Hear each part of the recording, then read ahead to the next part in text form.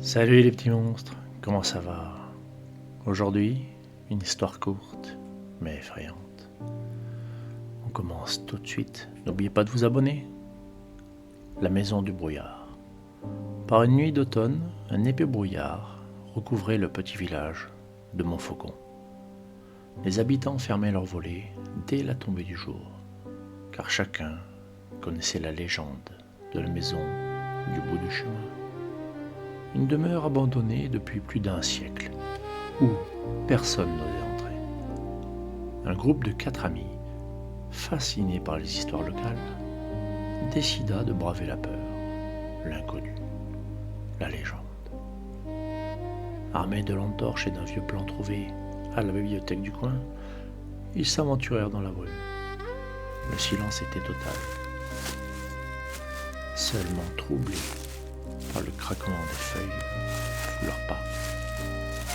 La maison apparut, soudain, massive, déformée par le temps. Les fenêtres semblaient les observer, les attirer à l'intérieur. À peine eurent-ils franchi le seuil de la porte que celle-ci se referma violemment derrière. L'air était glacial, saturé d'une odeur de poussière et de moisissure. Sur les murs, des portraits anciens et qui semblaient suivre leurs mouvements où qu'ils aillent dans les pièces. Ils explorèrent les pièces, une à une.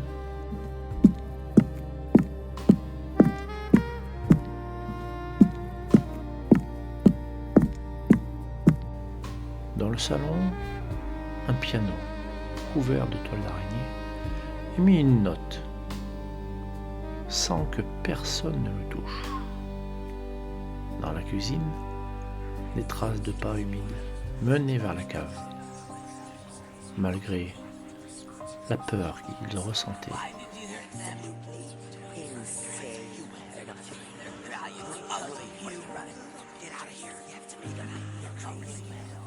ils descendirent.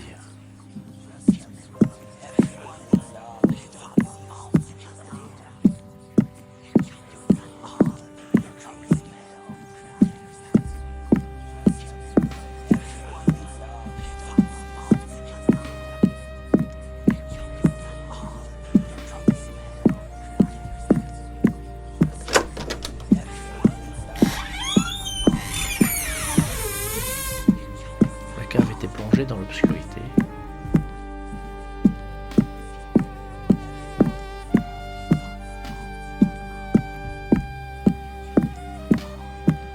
Au centre, une vieille chaise en bois. Et au-dessus d'elle,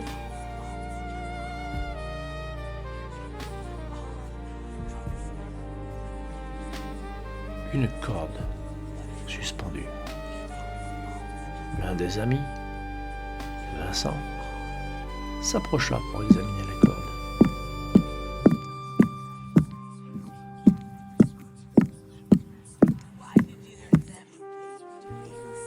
Soudain, la lampe s'éteignit. Un cri déchira le silence. Quand la lumière revint, Vincent avait disparu. Les 3 autres, paniqués, remontèrent en courant. Mais la maison semblait avoir changé.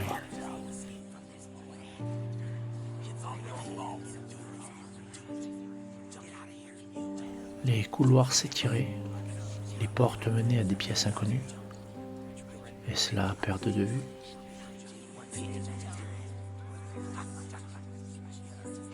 Des murmures s'élevaient des murs. Des voix chuchotant leur nom.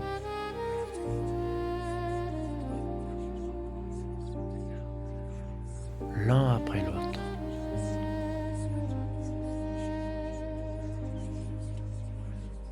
En prenant son temps,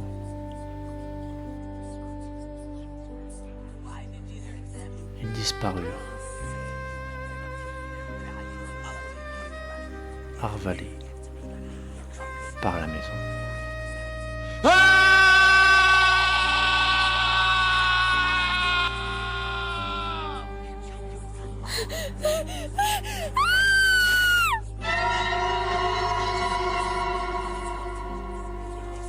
Au matin, le brouillard se leva.